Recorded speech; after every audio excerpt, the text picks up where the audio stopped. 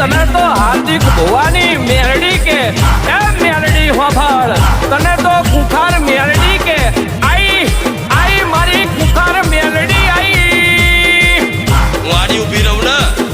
કોઈ ના કોઠું હો એ